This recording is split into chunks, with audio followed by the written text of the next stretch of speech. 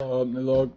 I was just thinking about auto-suggestion and how some hypnotists think that all suggestion is auto-suggestion because it comes through the self. So like I was thinking about that because of psycholinguistics and how like honestly sort of think that I feel like a lot of people suffer because of what they call intrusive thoughts or like negative thoughts. And I think that's actually just information in reality, like in your environment, in terms of like me hearing somebody say something or reading a message on a sign or something. I feel like it's the same sort of thing. Environmentally, you can perceive information that is in the word form, like verbal and written and like words in your head, and that's psycholinguistics. And I posit that is just as environmental as like reading something that you can see in the room you're in. So essentially, I feel like basically I was thinking about that auto suggestion thing because when you consider that, say you can like perceive what you think are your thoughts, and let's say they're not your thoughts, let's say they're just information in reality, and let's say it is so that reality can only be known through words. So I'll just put that aside because that's a new finding. I haven't given it a whole lot of thought today, just that words are the only way humans can know reality, and reality is negative plus words are positive. So with that aside, when you consider the auto-suggestion based notion of it all being auto-suggestion and the psycholinguistic notion that, those aren't actually your thoughts, then like what are your words, And I think honestly your voice is so spiritual and sacred. Like I'm not religious, but I think that's so. So in terms of your voice being like as much as a part of your soul as your psychology opposite, I feel like perhaps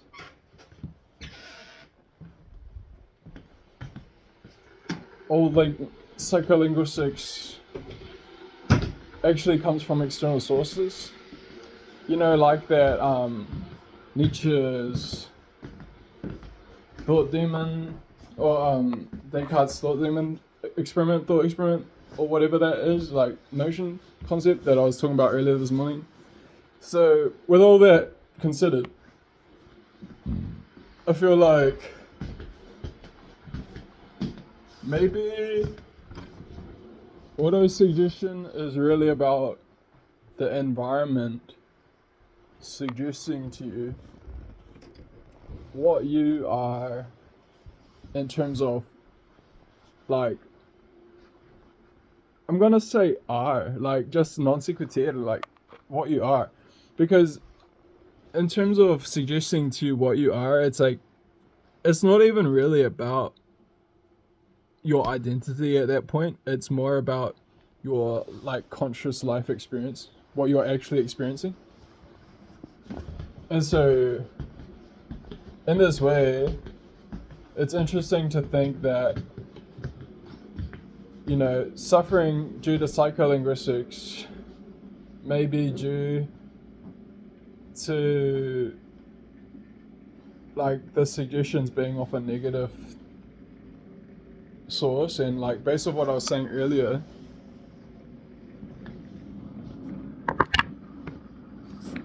or writing about, based on what I was thinking about earlier, like thinking is positive in nature, I posit, and I think that using words to think is a positive thing, and I think using words to escape is a negative thing. And I think that notion of those two like propositions, they are useful because they give me a good way to conceptualize good and negative, or like positive and negative, let's say.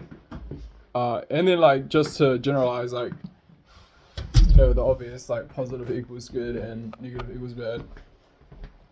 And that's from the point of view of it being with language, I suppose. So, in terms of reality being negative, and in terms of using words to escape being negative,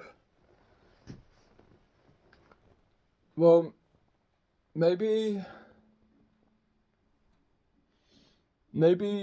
I want to talk about sexuality here, because in terms of heterosexuality, like how life can even be, like the intermingling of sexual energies and the formation of things like trees and bodies, cells and organelles and everything, like how life can even be the intermingling of sexual energies. I feel like maybe you're literally being gay when you are being negative. Like, don't be gay, like, you're being negative. Like, because I say that because like forces repel. So when you're using words to escape, you're being negative, and reality is already negative. And I posit that words are the way,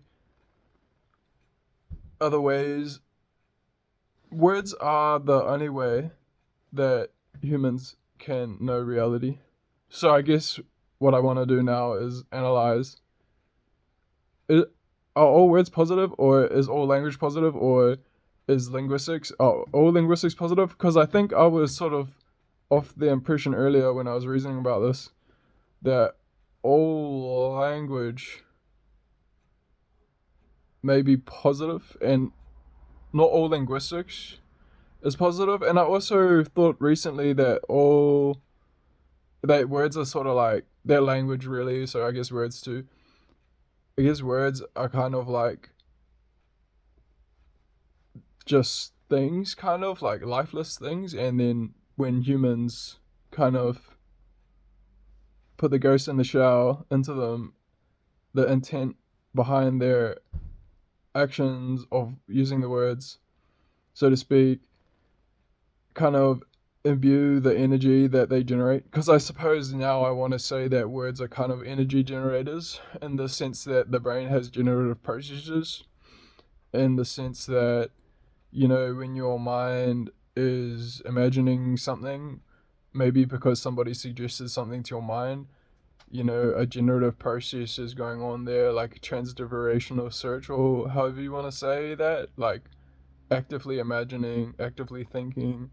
Those are probably generative processes that are probably hypnotic in nature as well. So I sort of feel like, given that,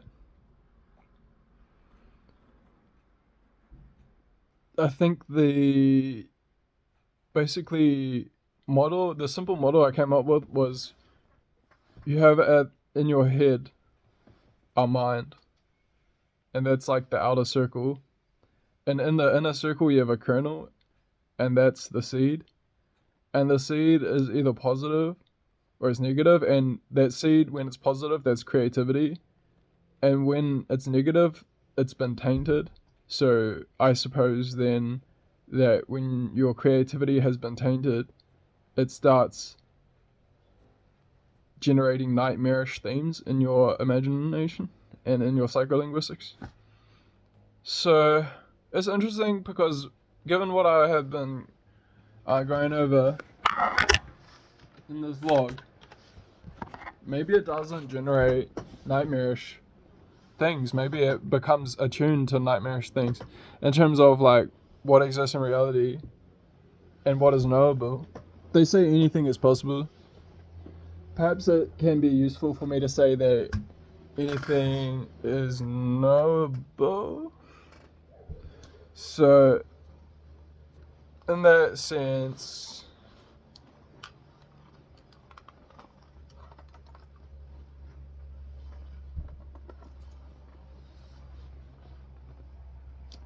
I'm just putting this baby into my magazine because I found the baby somewhere and I wanted to load it into the magazine. So, basically,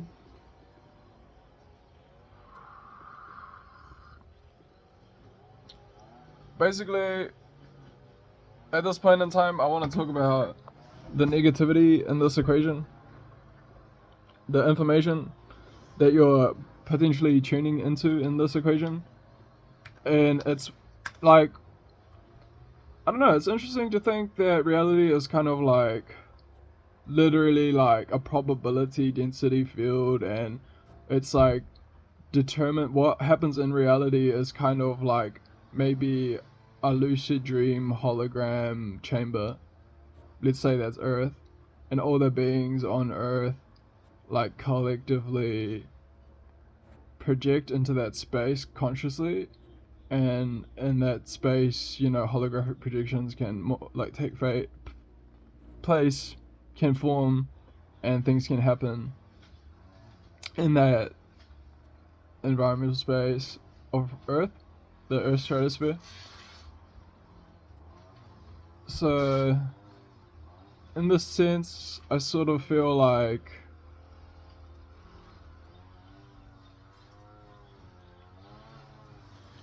maybe what's going on when your seed gets corrupted or tainted, your creativity becomes like literally poisoned. It's like DNS cache poisoning. It's like, all the information you obtain through your generative process of having a mind. Like, because I feel like the kernel, which is creativity, in your mind, when you're using words to think, that is what thinking is. Like, that is what thought is. It's using words to think. And so, as I outlined earlier, when you're using words to escape, that is negative, and that is when your mind gets poisoned, because your generative thinking, like reality of being a human being with a mind that thinks, it has been poisoned. And so instead of generating a reality where everything's nice and positive, you're generating a reality where there's negativity and things are toxic and corrosive and poisonous. And this is reflected in everywhere you look in reality, in terms of your relationships, in terms of the material, the informational environment you're in, and like everything like that. That happens when your perspective is poisoned. It's kind of like when you're on a psychedelic trip. I posit that this is literally how it is as well. When you have an experience, say you're on a psychedelic trip, and just a side note, like a Hazaru side note, like how I feel about the notions of like good trip, bro. Anyways, say you're having a good trip, that's like probably you're thinking, and that's positive. You're being creative and you're thinking, using words to think.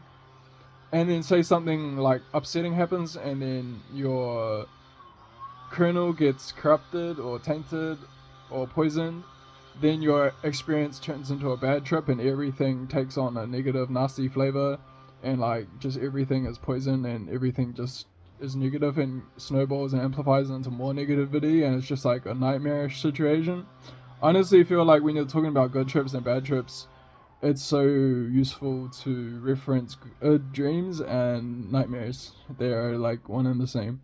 And I feel like, honestly, this can be likened to reality, and maybe, yeah, like the Toltec notion, like we are all shared dreamers, just given our minds and our electromagnetic nature as beings with brains and spinal cords, like magnetic fluids in the max, and auras even, and biophotons, like light, the environment. So, given all of this, I feel like basically when your seed gets tainted by, I guess, a negative, I'm gonna probably analyze that part. When the seed of creativity gets tainted by, I'm gonna say, probably reality, because reality is negative in this situation. Oh, I also wanted to sort of get more into the notion of when negative, when you're being negative in terms of your seed is corrupted and tainted, you're using words to escape. And that poison is like related to the fight or flight part of our brain. I posit it's just like, that's why it starts like riddling your brain with anxiety ridden thoughts, and like, it just gives rise to more negativity and anxiousness and anxiety and anger and angst and things of that nature. because I feel like it's essentially the reptilian brain clawing away at reality, essentially hoping to escape it, and like hoping to just basically escape it, like just like I guess it is the reptilian brain, like sensing impending doom, wanting to just like throw everything under the bus in order to get the fuck away and get to safety and just feel all good. Uh, while I'm on the subject, I honestly do think it's pretty good when you're just chilling out at a computer or like having a writing session or a logging session. Just having some water within arm's reach is good for the reptilian mind. It like keeps it calm and stuff. So ultimately, I sort of think it's a little bit about survival and desperation. Um, when you're coming from that negative place, and it's like kind of like it has a corrupting nature, and I feel like what I was about to get into analytically earlier about the corrupted nature is like I feel like it has a lot to do with timing and tempo and things. I feel like thoughts start, like if you think about starting your car, you put the key in ignition and then spark plugs. So and then combust, like cascading, like causality, causal events cascading. Um,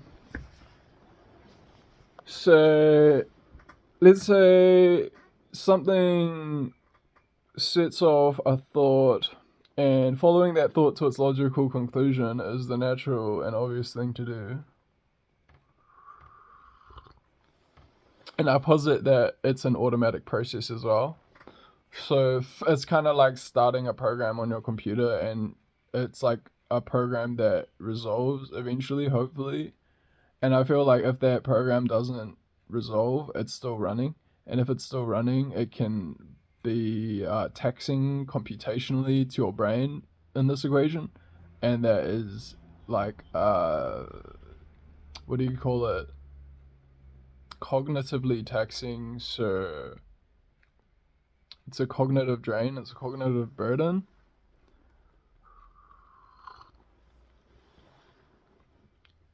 So when it's on your mind, um, like one of those processes and they're running and it's not resolved, that's ultimately what hypnotherapy is about. It's about finding where people have unresolved processes in their mind that's like running over time, that's making them think about things along certain lines, that's conjuring up memories and imagery in their mind's eye, that they've experienced in their lives, and like all these words as well, they're associated with the imagery and feelings in their body, the bodily tension this induces as well, and it can create suffering and pain. And it's like in these people and my potential clients that I hope to teach about auto hypnosis and positive auto suggestion and things as a hypnotherapist, and it can often lead to things like overeating and alcohol abuse and other kinds of abuse because of the negative nature of it, like the desperation and the survival, like kind of like element of it, like the reptilian mind clawing to get away from the negative nature of reality. And, and so basically the way to navigate that effectively and reliably, like I posit this heavily, I strongly believe it, like I believe this so much, is like is auto hypnosis, as positive auto suggestion, and having an understanding and awareness of auto hypnosis and your mind, understanding your mind and having the understanding of how auto hypnosis and positive auto suggestion can help you to analyze the information that exists in your mind, and it can help you to learn about the subtle nature of informational realities and the subtleties involved in that, the nuances as well. It can help you to be emotionally and psychologically secure. Like it's okay to use your mind, it's okay to use words. It's okay to explore in the space and time, and it is kind of cool to think about the dimensionality of that. Like, what is time, and how can I possibly perceive in time, and like, what are words, and is it okay to use my mind to think along certain lines, like, so long as I'll be fine, for example, is an auto suggestion, and just saying that can be positive.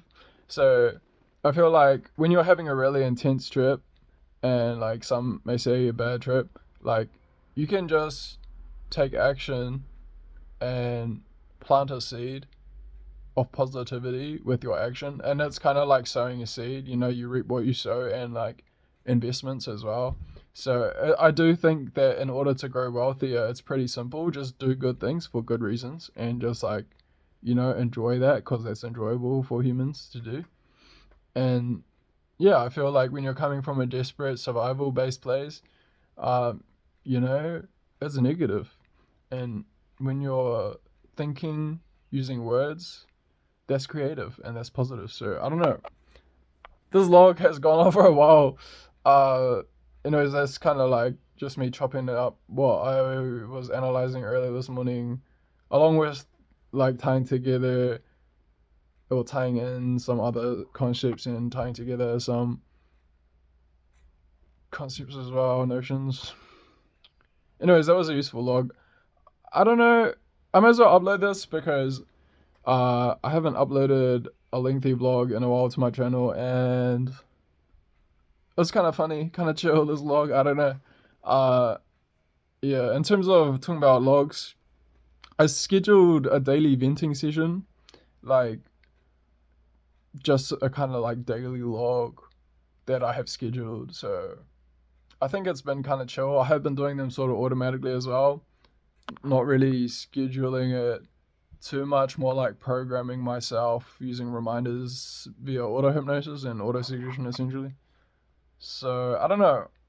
Also, in terms of like finding your natural rhythm in life, like finding your sleep when it suits you, and finding your rest when it's good and suitable for you, and the rhythms of life, like alignment, resonance, vitality, recharging, meditation, lucidity, vibrancy, vibrancy. No one be liking me, probably because I'm a vibrancy. Vibrancy, vibrancy. Anyways, yeah, I'll probably upload this log, and I'll probably log more because, and load more logs onto my media machine, because yes, also storage. I'm thinking about getting more storage for logs, and logging's pretty economical, so maybe it may be worth investing in some affordable HDDs and filling them up with logs. And like, I like to log just because I like using my brain and breathing oxygen as well, and I'm a total boss, like Ground Zero explicit. Woo!